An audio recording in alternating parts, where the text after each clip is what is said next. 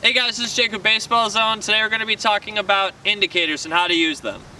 Now, an indicator is going to be used by the coaches to better disguise the signs and signals that we're actually delivering to the hitter and the people on the base path.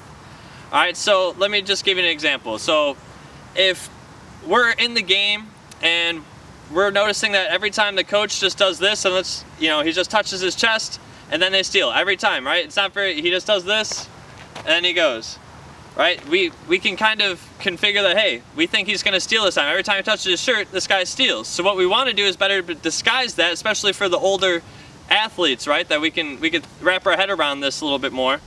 And we want to, make it a little harder. So we develop an indicator. What I like to do is I like to use my hat as an indicator.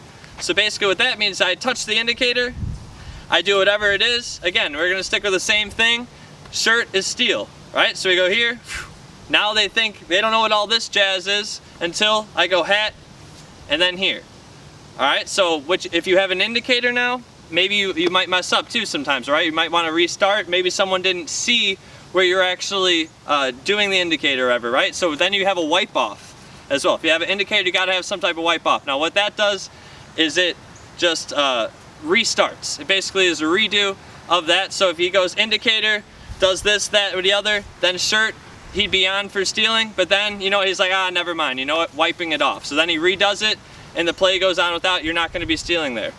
Now, as you go through the game or whatever, you can always change the indicator too, right? Because that might be really simple too. If you go here, might need to add a little more pizzazz to it, whatever it is.